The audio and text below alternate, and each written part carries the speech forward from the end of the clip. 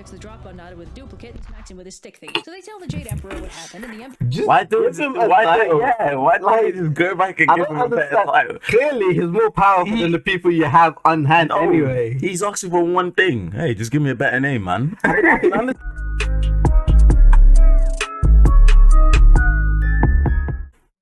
Unorthodox reactions, unorthodox intros. Welcome back, guys, to another unorthodox reactions. Well, that's what I meant to say. Unorthodox reactions, unorthodox intros. Welcome back, guys. Guess it. You guessed it. Apparently, we are actually just reacting. No, clearly not. And this time we are reacting to Overly Sarcastic Productions, of course. Legends summarized. The Monkey King, The Journey to the West, Part 1. This guy's really it's just so annoying, man. But no, for real though, like I really love the story of The Journey to the West, but I've never really heard it from start to finish. I know it's not about Sun Wukong, but for some reason he's like the most notable character in it. But it's not really a story about him. But this is just gonna explain like his part in it, or like the part one for his part in it and stuff like that. So I'm really excited and I can't wait. Let's get it. Without further ado, let's get right into it. Straight into it. It's like business. One of China's 4 great classical novels. It's an ancient allegory for enlightenment, and The Journey to the West is one of China's 4 great classical novels. It's an ancient allegory for enlightenment, and it's approximately 2,000 pages long. As such, it's not exactly a text I could easily summarize in a single video of rational length. Anyway, The Journey to the West is packed full of symbolism, dense literary context, and some hugely influential characters. And it's widely agreed upon that the most memorable of these characters is Sun Wukong, the mischievous Monkey King. Sun Wukong's most famous mark on the modern world is probably Dragon Ball's Son Goku, a character specifically designed to emulate the abilities, appearance, and overall impulsive goofiness of the original Monkey King. But Sun Wukong's influence is far from being restricted to anime. Stories based on the character's exploits have appeared in almost every form of media, which is why it might come as a surprise to learn that he isn't the main character in The Journey to the West. That honor belongs to the monk Xuanzang, a character so vital to the plot that we don't even know he exists for the first 7 chapters, which are instead devoted exclusively to the life of Sun Wukong and how he made it his mission to single-handedly piss off every deity in all 3 of China's main. Yeah, I feel like that's probably why he's the most notable. Like, imagine reading a book where like the first like couple chapters doesn't even have the main character in it at all. It's like and he just decides to just go on. He's like, oh yeah, by the way, guys, basically like starting an anime with a filler. Like, or like TV series with like just like just a filler episode for like the first 3 7 episodes.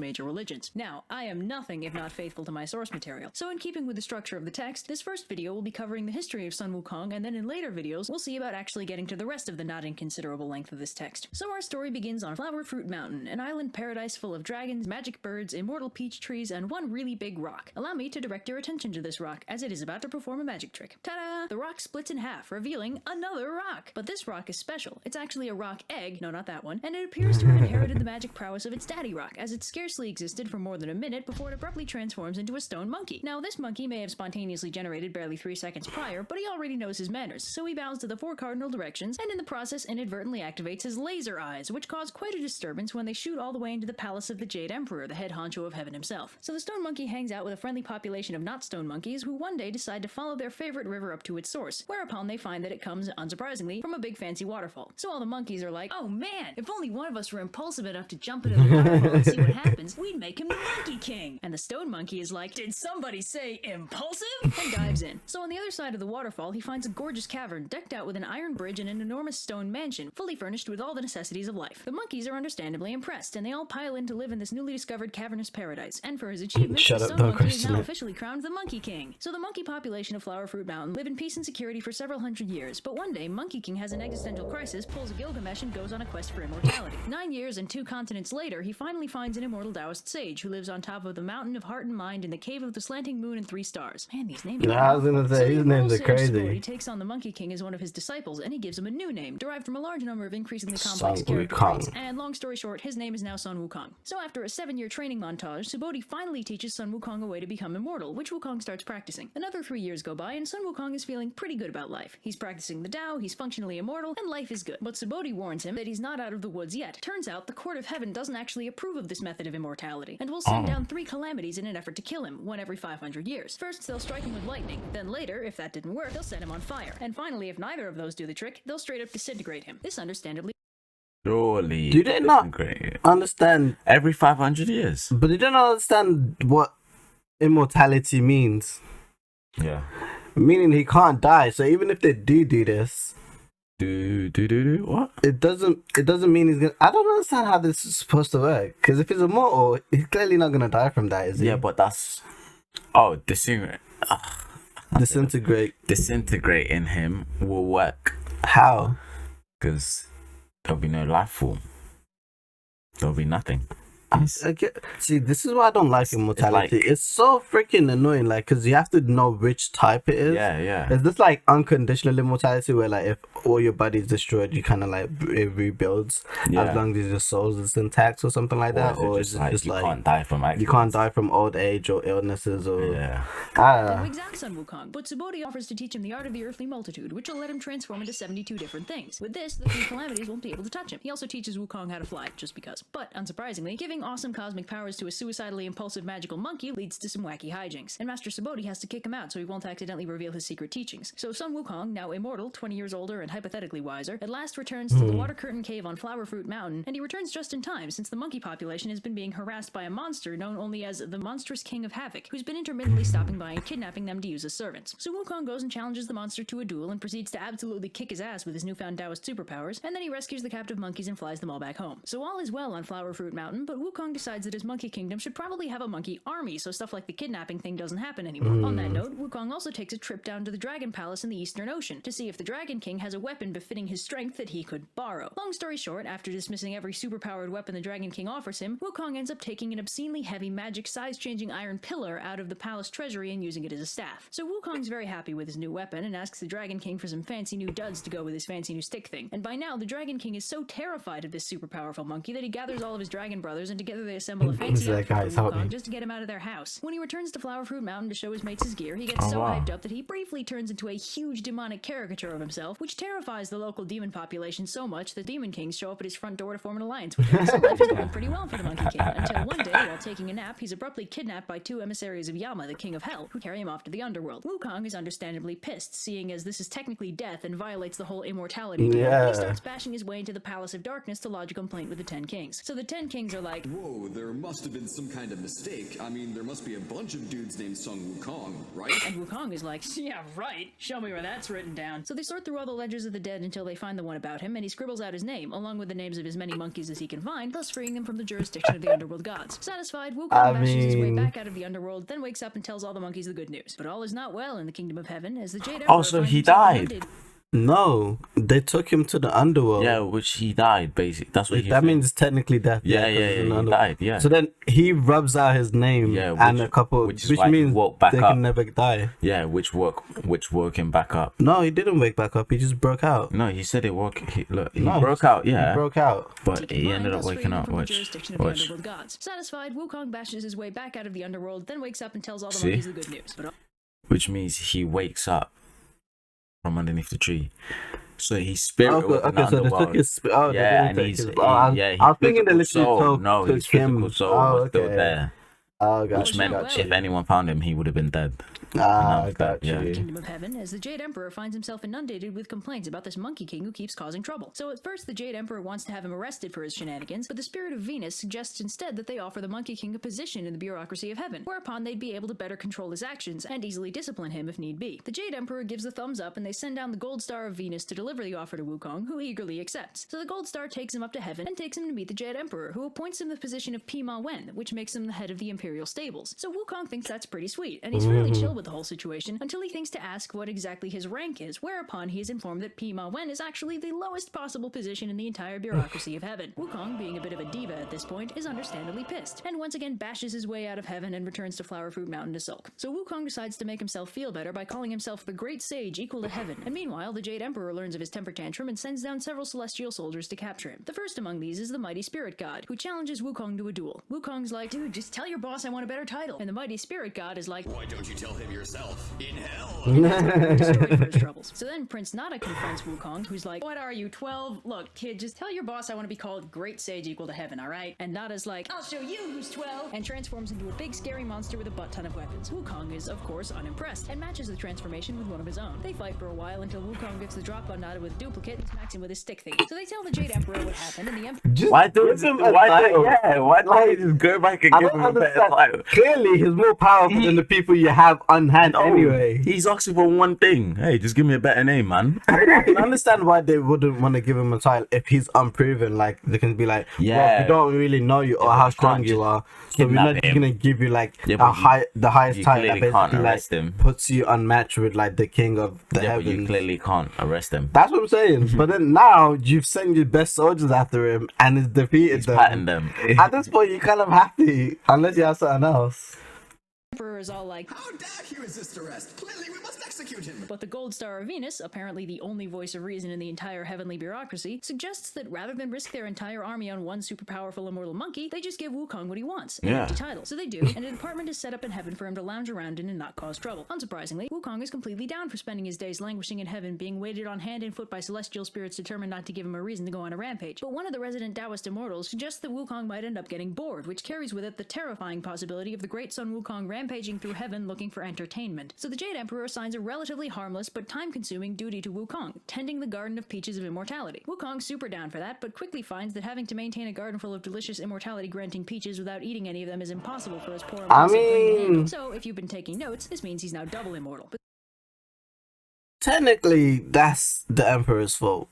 Because first of all, they wanted to give him something to do, so he wasn't going. So you gave him, you put him in charge of something that requires self-restraint, which you know he has zero. And you said, hey, hey, do this. Look after these immortal peaches, but don't eat any of them. Exactly. Like, they'll make you immortal, but when the time comes for the Queen Mother of Heaven to hold her annual Peach Festival, and her 7 color-coded immortal maidens enter the grove only to find that it is notably lacking in peaches. They inadvertently wake Wukong up, who decides that he wants to go to the festival too. So Wukong paralyzes the maidens, impersonates a local immortal who was invited, then scoots on into the banquet hall. See, stuff like this, it's why you weren't invited in the first place. So when he arrives, he's immediately distracted by the smell of wine and proceeds to make off with the entire supply of heavenly booze, which also makes you immortal. So Wukong, triple immortal and thoroughly drunk, inadvertently stumbles into Lao Tzu's little slice of heaven while searching for a place to sleep it off. And if you want to know who this Lao Tzu person is... Why does everything they eat make them immortal? Because they're in heaven, so they have to stay immortal, innit? I'm working on it, goddammit. Ninjas, oh god! So drunk Wukong stumbles into Lao Tzu's palace to say hello, but he can't find the sage anywhere. But he does find Lao Tzu's alchemical lab, in which he finds several gourds full of pills of immortality. Well, I was gonna say, again, quadruple immortal.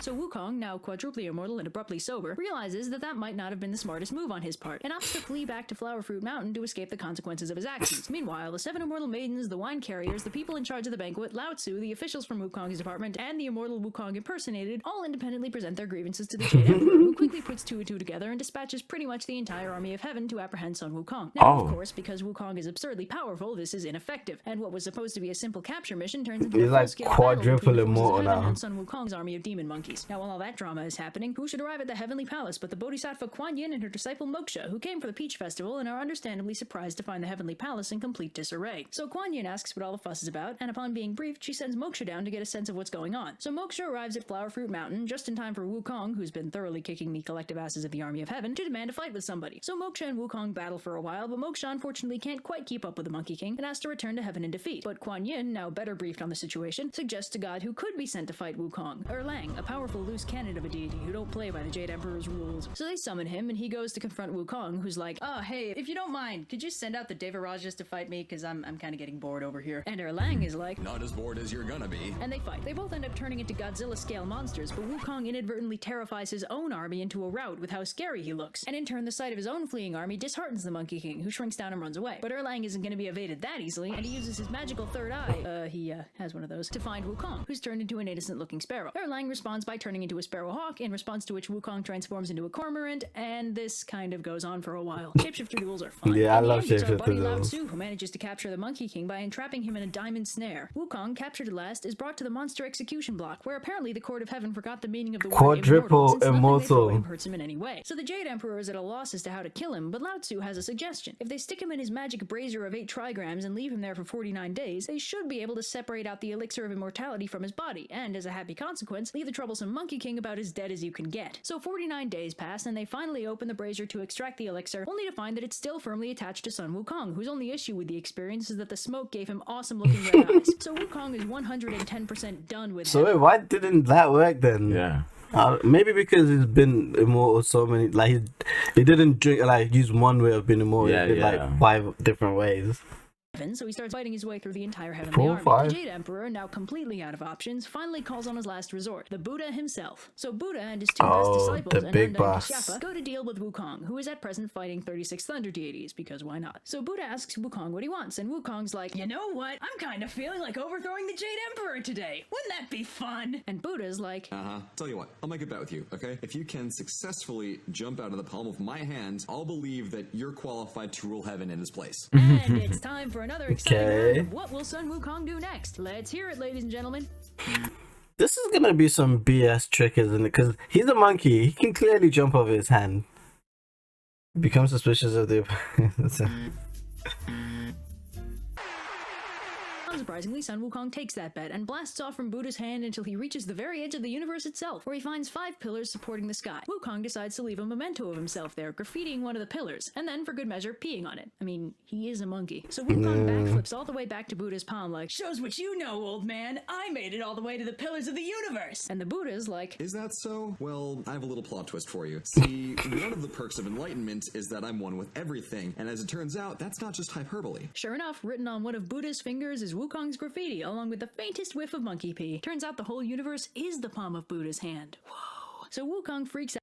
That's some BS. I don't like that. Yeah, that's a bit suspicious. Yeah, And tries to skedaddle, but the Buddha uses more of his Buddha magic to trap him under a mountain, which is also his hand. It's complicated. Which Wukong would ordinarily be able to escape stupidly easily, but then they stick a magic seal on top of the mountain and that's that. And it is here, under this beautiful and scenic locale, that Sun Wukong spends the next 500 years. 500 years. Man, the Buddha don't play around. In case it wasn't clear, the person who wrote the story favored Buddhism over other 2 major Chinese belief systems, namely Confucianism and Taoism. Maybe that once he stood on the palm, that's when the Buddha could control. No, it was made abundantly clear that the whole universe is his hand. So even if he jumped off the ground, the universe is still his hand. Yeah, that's dumb. That's what I'm saying. Which is why the Confucian bureaucracy is completely inadequate at controlling monkey, who at this point represents the uncontrolled human mind. What? Oh, it's a bracket. Freaking hell, how confusing as well. Human mind. Hence his overwhelming power, but complete lack of forethought, and why the Taoist sage Lao Tzu was unable to destroy him. This is I mean, when she puts it like that, but stated Buddha don't play around, this has been an overly sarcastic. The way when she puts it like that, it just makes it seem like this was just the whole story, just to like friggin' just insult Taoism and what was the other one? Yeah, whatever. I don't know. Religion was. But that was a good video, interesting. Yeah, it was quite as usual. It was quite interesting to be fair. I quite liked it. I felt like it, end was. I feel like a lot of it could just be blamed on the guy that taught Sun Wukong, that gave him immortality for like no reason. And then like, he didn't even know like if he was well. a good person or what he wanted to use it for. I It was wish just I like, could get immortality. hey, can I learn immortality? Like, yeah, sure, why not? I wish I could get immortality like that. Well, fortunately, it doesn't work like that. Well, talk to yourself. Unfortunately, it doesn't work like that. Yes, it does. Okay. I'm gonna get it. Anyways, we hope you guys enjoyed as usual. We This has thoroughly been enjoyed Unorthodox reaction. Code. Thank you for checking in with us. If Of you're still course. watching, we appreciate you. Yes. Yes. If you're no longer watching and you left early because your mum said you had to go somewhere, or you just had to go somewhere, we still appreciate you. Thank you for checking in, and look after your loved ones. Like, comment, subscribe, Peace. notification bell, and comment reaction suggestions below. Don't do that. No, I'm joking. I will see you all in the next one in a bit.